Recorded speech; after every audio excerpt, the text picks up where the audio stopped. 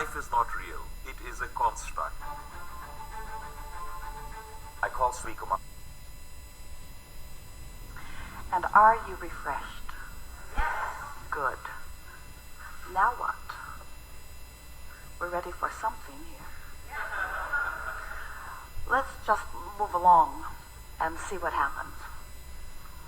Stan, if you think it's you, you are the one. Not a way of moving that back, is there?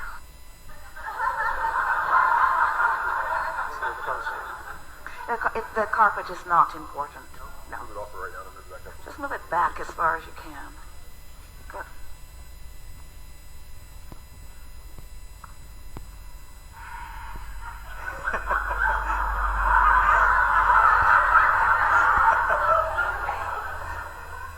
Well, my wife, who stood here last evening, told me the seat was hot. She's right. It is hot. What I like to do is talk a little bit, have a dialogue about the blending of the various processes. I see Abraham, or at least the teaching of Abraham, as being a process, which I very much enjoy, and I'm very grateful for the changes it brought to me. Obviously, I was in the vicinity enough to be attracted and to be here. Good. I started with various processes in the past, which at the time felt a bit like a missing piece, but all of them brought me to the next step, and the next step which brought me here. And to me, it's, no pun intended, but feeling like coming home a bit, coming, I guess, to source. And I very much enjoy that. I also enjoy very much knowing and reveling into the knowing of how the universe works and the intricacies. And I've seen so many similarities between the various processes offered by religions, by various groups, the teachings of Abraham, and also physics, chemistry, all the so-called sciences. And I enjoy that very much. It's something I would have liked to touch on, because recently, well, not so recently, I've looked a little more into the what people will call nothingness or vacuum. And if you look at orthodox science, which I appreciate for the tools it gave me to understand a few of the topics, but not maybe the greater part. And some scientists have said that the nothingness, to me, I equal a bit to the vortex, which is maybe not nothingness. It appears as such from our three-dimensional universe, in this time-space reality that Abraham mentions all the time. However, there may be many more dimensions. And the focus that we put on the vibration, the focus that we put on a certain subject, helps out of the nothingness and the everythingness that exists everywhere, that we are, to focus into reality and into being. So what we observe as a three-dimensional being is really the everything and the nothing focused into a specific frame, a specific reference, our three-dimensional universe. But we have access to multiple variations maybe on the theme. All the possibilities exist. We can extract them through focus. Is that a fair statement, or maybe ambiguous? Well, there is much that you presented here that is not as we would speak it, because there can never be nothingness. Because in the moment that you look in the direction of what you think is nothing, it becomes something. And I think that's more the meaning that I see is, I'm going to take the example of a wave. Most of us are probably familiar with noise canceling technology, and I'm more seeing of a wave of something that exists, but you also have its opposite. When the two coexist together, there's the appearance, the perception of nothingness. Yeah. However, when we focus and extract part of it, it reveals the entirety. So are you saying that you could have a desire that you could offer contradictory energy to and prevent yourself from seeing it? Oh, definitely. Yeah. And also the opposite. Yeah. What I was maybe grasping for a little more was the possibility of this is a universe, a physical universe that we as a collective have thought into being and perceive. Precisely. And the greater part of us, which is us, which is with us everywhere, here, anywhere, is also accessible and participating. And we have more access through maybe more dimensions. Whereas, for example, what are you speculating? I'm speculating more from a physical aspect, which I'm not sure I really understand enough to be able to express. I'm seeing it more as a pure potentiality of a soup would be the best analogy I can make of seemingly nothing. That's the appearance of, but it's really teeming with everything, with the pure potential for everything at all. And consciousness putting focus on nothingness in a certain way makes it appear as something in this three-dimensional time-space. Well, it certainly is a vibrational soup, and it's as narrow or as broad as the perceivers who focus within it. If you are asking, is there more potential than has been realized? Absolutely. If you are asking if there are more dimensions to discover, undoubtedly. But if we were standing in your physical shoes, your direction makes us want to say to you, if you knew how much you wanted to be in these bodies and focused in this time-space reality, you would not be trying to reach around them or beyond them, because there is so much richness here that is in fact the further extension of what you're reaching for.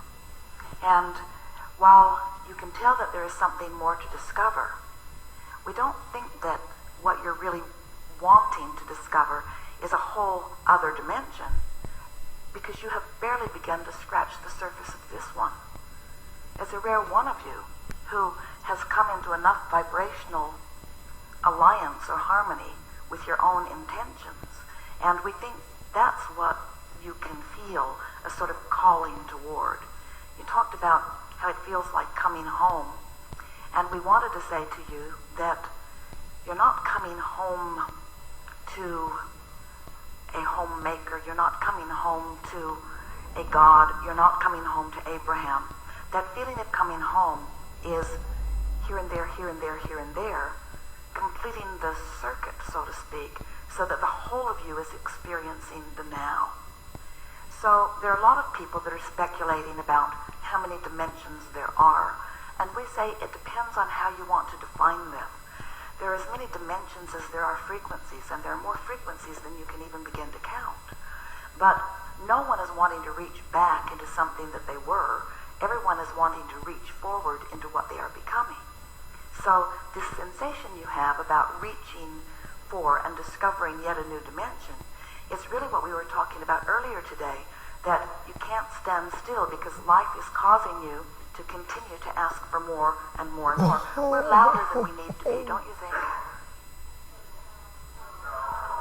Yeah, we are. We're louder than we need to be. So you'll hear. You can hear all right. You don't hear.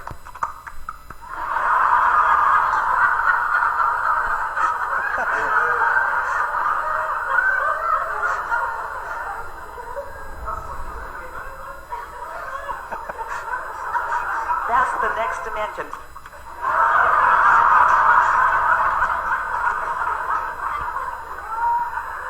So, what we were talking about earlier is that with each new discovery of a new alignment, and every time the grid fills in and you have that new awareness that the grid is filled in, there is then a conscious acknowledgement of the achievement of something wanted, but there is also a new vantage point from which to launch again. So the expansion never stops happening. And that really is the new, the new, the new, the new. Now, of course, the ability to perceive it is right on the heels of that. And the more you are keeping up with what you've become, then the more satisfied or the more coming home feeling that you have. There are endless things for you to create.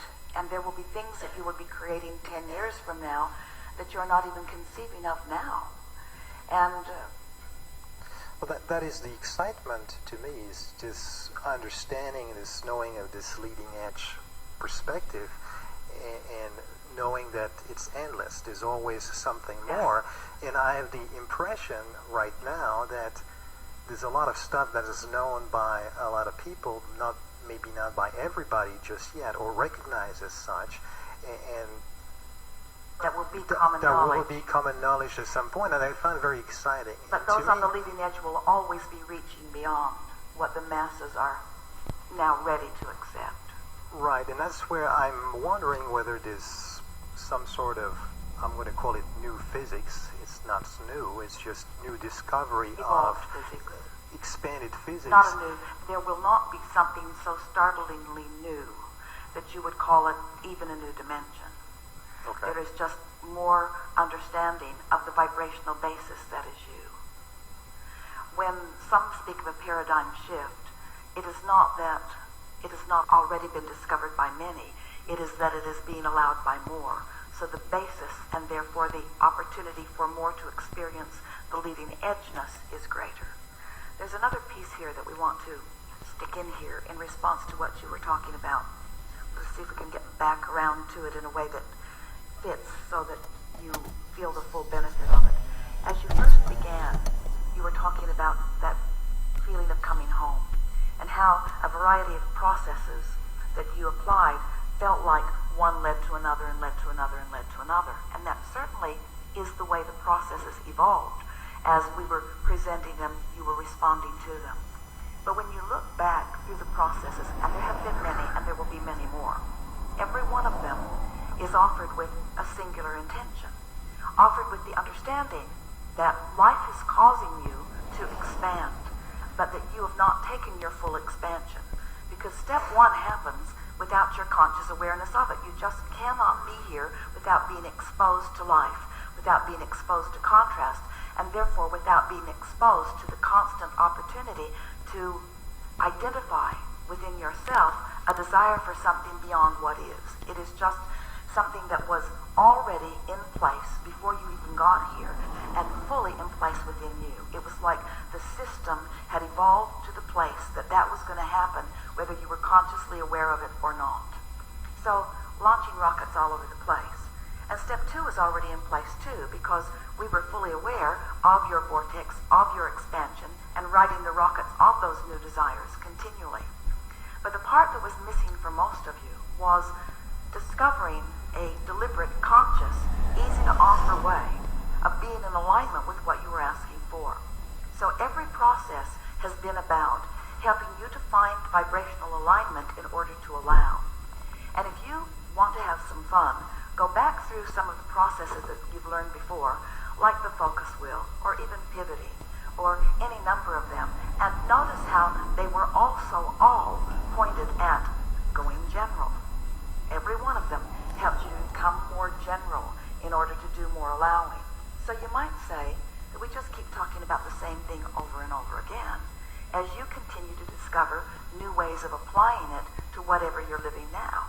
So the question that you may be asking is, will we ever reach a place where the law of attraction that we've heard about and our understanding that we are vibrational beings, which we are getting, and now our understanding of our relationship between who we are allowing ourselves to be in this moment and who we really are, will there be some big piece of understanding beyond that?